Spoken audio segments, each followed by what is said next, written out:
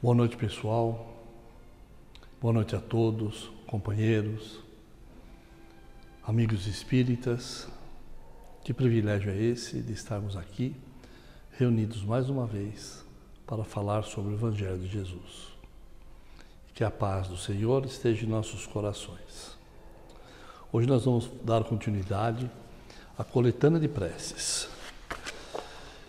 E eu vou fazer uma recordação com vocês que os Espíritos nos dizem: a forma não é nada, o pensamento é tudo. Orai cada um segundo as vossas convicções e de maneira que mais lhe agrade, pois um bom pensamento vale mais do que 1000 palavras que não tocam o coração. Então, nessa coletânea de preces, nós vamos falar sobre quase o fim delas, mas eu quero falar com vocês o seguinte: o objetivo da prece é elevar as nossas almas até Deus. Esse é o grande objetivo da prece.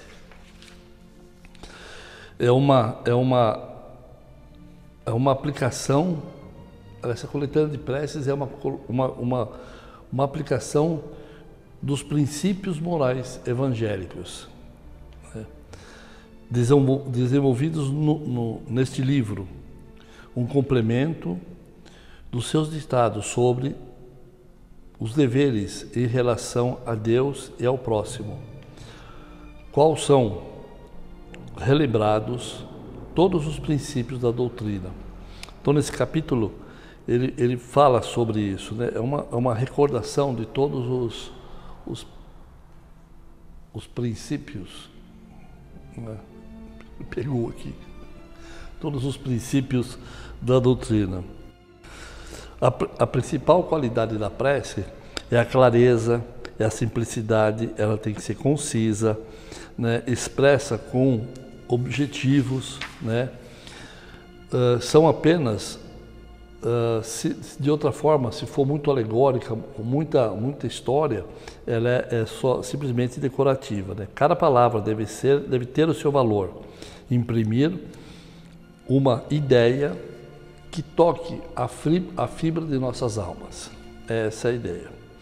E aqui a coletânea de preces, ela vem reunir o seguinte: preces gerais, preces pessoais, preces pelos encarnados, preces pelos desencarnados e preces especiais para os enfermos e obsedados. Dividido em 5 aqui, né? E a gente vai falar lá no finalzinho, né, dessa coletânea.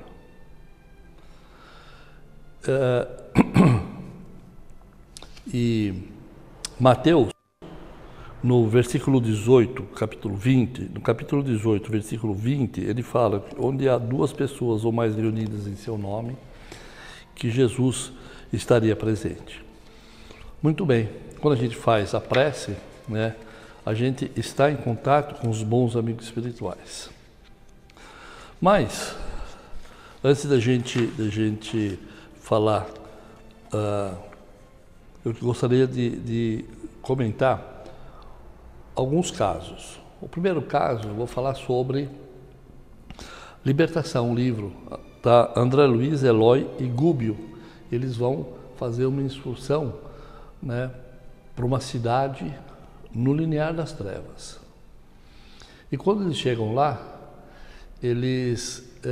para que eles se mostrem visíveis a esses espíritos que lá se encontram, eles precisam se adensar daquela matéria, daquele local. E isso é um fato, né? Espíritos mais elevados não podem ser vistos, e às vezes não são vistos pelos espíritos inferiores. Então eles têm a necessidade de fazer essa configuração nova. E é tão forte isso que ele fala o seguinte: em voz baixa, eu quero ler aqui para vocês, para não fugir nada fora que está no livro. Em voz baixa, o orientador reiterou a recomendação: Em qualquer constrangimento íntimo, não nos esquecemos da prece. É, de hora em diante, o único recurso que dispomos a fim de mobilizar nossas reservas mentais superiores em nossa necessidade de restabelecimento psíquico. Então, eles estavam entrando numa zona de tal forma que a única coisa que os ligariam com o alto era a prece. Não tinha outra forma. A prece era o estabelecimento mais próprio, né, para que se restabelecesse a harmonia, se eles haviam de acordo com as suas necessidades, né? E falando em prece, a prece é agradável a Deus? Sim, a prece sempre foi agradável a Deus, porque leva a alma mais próxima a Ele, né? Esse é o grande objetivo, desde que ela seja feita com o coração, né? Tem uma outra história que eu quero contar, que está no livro, se eu não me engano, como que é? Sueli Caldas Schuber. É uma história do Divaldo. Divaldo Franco, uma certa feita, ele foi fazer uma palestra em Catanduva. E depois dele ter feito a sua pré-eleição e tal, ele ia voltar para Salvador. Só que naquela época, falando coisas aí de 50 anos atrás, ele ia pegar um trem de Catanduva para Araras e de Araras para São Paulo, para depois ele ir para o aeroporto pegar um avião para Salvador. E quando ele está na estação, né, de Catanduva, esperando o trem, ele via aquela movimentação, mas o que chamou a atenção dele foi uma senhora e uma moça. Essa senhora e essa moça, elas choravam, abraçadas, choravam, tal. Tinha um lenço na cabeça. Ele tinha a impressão que elas eram, na época, cortadoras de cana. Mas que alguma coisa, uma estava se despedindo da outra. Ele acha que era mãe e filha. E ele então ficou ali absorto com aquele trabalho, com aquele amor entre mãe e filha, tal. E aí chega a composição, chega o trem e eles vão pegar o trem. Quando eles entram no trem, o Divaldo nota uma coisa estranha. Por incrível que pareça, eles ficaram no mesmo vagão. Ela ficou mais à frente, sozinha num banco, e ele com mais outros companheiros ficaram mais atrás. E ele olhando a moça, né, ele viu que da mãe que estava na estação, com a mão posta, fazia uma oração para a filha. E da mãe saía raios luminosos daquele coração amoroso que ia em direção à filha. E à medida que a locomotiva e o trem começou a partir, essa ligação foi ficando cada vez mais fluida, tal, foi esticando como se fosse e desapareceu. Ele achou interessante, né, essa situação, né, dessa prece que a mãe estava fazendo pela filha, né? E aí a coisa corre e de repente dentro desse vagão aparece um moço de terno branco, de linho, bonito, né, bem posto. E ele olhou para todos os bancos de onde ele estava e o Divaldo, ele prestou atenção naquele moço. Ele falou assim que parecia que ele tinha olhos de raio-x, olhando tudo, vendo tudo. E quando ele avistou a moça, não teve dúvida. Ele foi direto sentado ao lado da moça. Só que o Divaldo, ele fala assim que o que ele viu naquele rapaz não foi uma coisa agradável. Viu uma nuvem escura, alguma coisa meia diferente, alguns rostos meio grotescos, né, espirituais junto com esse moço, e esse moço sentou junto com a moça. E aí, não faltou tempo, ele começou a conversar com ela. E começou a conversar, tal, e ele falou, eu reparava na conversa, tal, e eu fiquei muito preocupado. E com a minha preocupação, né, que aquele moço não era uma coisa, não era um moço digno, não era um moço tal. Ele ficou muito preocupado com a moça do interior, né, vindo para São Paulo e com esse moço, à espreita dessa moça. Aí Divaldo, ele falou assim, eu fiz um recurso da prece. Eu comecei a pensar como que ele podia agir. E ele falou, não tem outra coisa a não ser a prece. E ele falou, eu fiz uma prece fervorosa, de coração, de ajuda a essa moça. E ele pediu para Nossa Senhora de Nazaré que ajudasse aquela moça, que desvencilhasse dela daquela situação que ela poderia entrar. E ele falou assim que ele ficou uns 4 minutos fazendo essa prece, essa oração à Mãe de Jesus, e com o coração pedindo para o outro, né? E de repente ele vê no entrar no vagão uma espanhola do século XVI, vestida com um vestido, com um colarinho alto, e chegando próximo à moça, olhou para a moça, olhou para o moço, e ela estendeu a mão e começou a dar como se fosse um passe na moça. Aí ele pensou, poxa, mas quem precisa do passe é o moço, né? É ele que tem as más intenções, ele precisa mudar a sua ideia. E lá o espírito dando passe na moça, envolvendo ela, né, de uma forma com os fluidos, né, daquele espírito envolvendo a moça. E aí, passado um tempo, esse espírito sai, passa por ele, sorri para ele e vai embora. Aí ele fala, puxa vida, né? Será que vai funcionar? O que vai acontecer e tal? Aí, num dos balanços do trem, a moça se sentiu mal e ela acabou vomitando. E vomitou em cima do moço. Então foi aquela situação constrangedora. A moça ficou muito constrangida. O moço se exaltou, tal, tudo, levantou do banco e foi embora.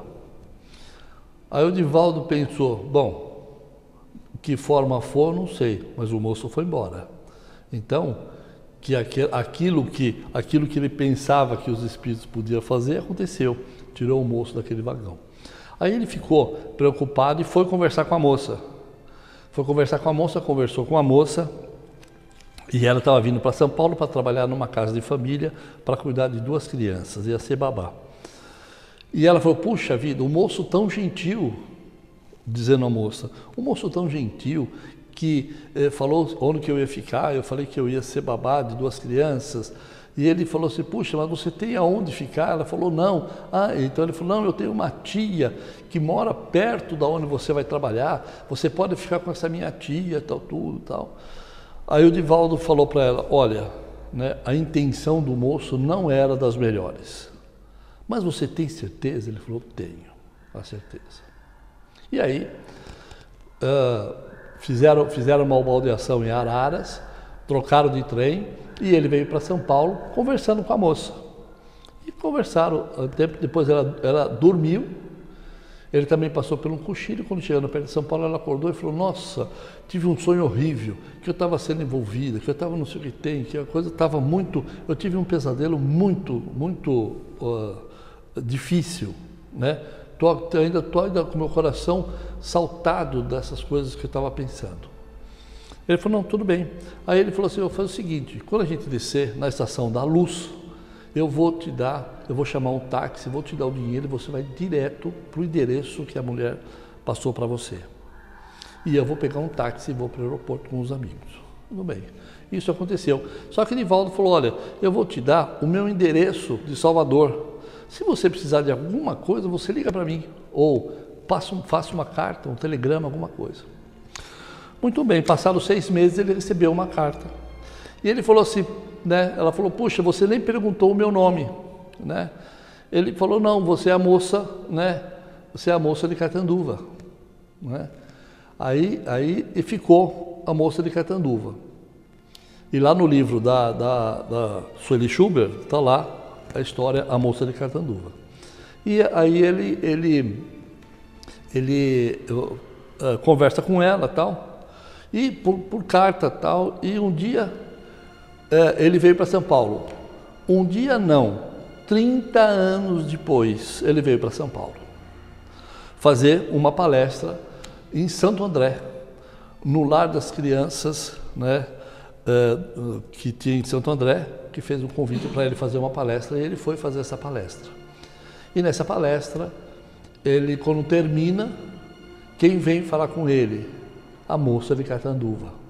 Veio ela, um filho casado, já com uma criança no colo, né? Veio outros irmãos dele, e ela realmente, eles se abraçaram, lembraram da história tal, e ele então ficou muito feliz. E ela falou, hoje, 30 anos depois, se eu pensar naquela época, eu nem imagino se eu estaria vivo hoje, porque provavelmente eu ia acontecer alguma coisa de mal junto com aquele jovem. E aí, Divaldo então fala, o valor da prece da mãe da moça que tinha feito para ela quando ela foi viajar, aquela prece de mãe, de amor de mãe, e a prece dele pedindo para outrem, né, a proteção de Nossa Senhora, né, de Nazaré, que foi atendido. Então, a gente pensa que a prece, ela é uma coisa assim, eu faço a prece. Não, a prece de coração, a prece de vontade, a prece com amor, o resultado vem. Às vezes não é o resultado que a gente espera, mas é o melhor resultado que nos cabe para a nossa situação e crescimento. Mas às vezes é a prece que realmente vem a favor daquilo que a gente está pedindo, né? Só que a prece sempre ela traz o seu cunho moral, né? O seu cunho de ideia moral, jamais a ideia material do nosso mundo, e sim aquilo que leva, ou seja, a força para passar por um processo, a ideia de passar por uma situação difícil. E a prece tem, né, os 3 significados maiores. A prece é para louvar, para pedir, para agradecer. E nessa semana a gente teve junto com o pessoal de um estudo que a gente faz, e eu quero ler aqui um capítulo de Marcos, versículo 17 e 29, que eu achei muito interessante. O pessoal da discussão, a gente achou interessante, e eu quero passar para vocês o valor da prece. E aí Marcos fala o seguinte: mestre, eu trouxe meu filho, um cidadão, né? Mestre, eu trouxe meu filho que está possesso de um espírito mudo, e esse, onde quer que o apanhe, o lança por terra, ele espuma, range os dentes e vai definhando. Roguei aos seus discípulos que o expelissem, e eles não puderam. Disse Jesus: ó geração incrédula, até quando estarei convosco?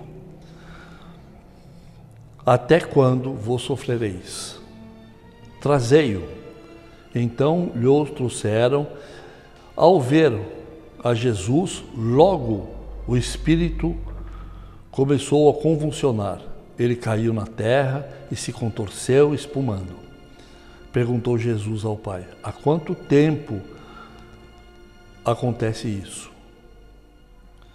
E respondeu: desde a infância. E muitas vezes o tenho lançado ao fogo, como na água, para destruir. Mas se puder alguma coisa, compadece-te de nós e ajuda-nos. Disse Jesus: se puderes, tudo é possível se crê. Imediatamente o pai exclamou: eu creio, ajuda a minha incredulidade. E Jesus, vendo que a multidão aludia, respondeu: espírito imundo, dizei-lhe, espírito mudo e surdo, eu te ordeno, sai dele e nunca mais entre nele. Gritando e agitando-se, muito saiu, e o menino ficou como morto. De maneira que a maior parte do povo dizia: morreu. Jesus, porém, tomando-o pela mão, ergueu-o e ele ficou em pé. Depois que entrou em casa, perguntaram os discípulos particularmente: como é que nós não pudemos expulsá-lo? E respondeu Jesus: essa espécie só pode sair por força da oração. Então, para você ver que Jesus, né, também fez, né, a prece para tirar o demônio, né, ou o espírito, né, dessa criança. E que nós possamos também, dentro da nossa situação, também poder, com a prece, expulsar as nossas situações difíceis, os nossos espíritos inferiores que nos iludem, os espíritos que nos colocam as condições difíceis, e pedindo pela oração, pelo Senhor, por Deus, que nos ajude. Ele sempre ouvirá nossas preces. Obrigado pela atenção e que a paz do Senhor esteja em nossos corações. Que assim seja.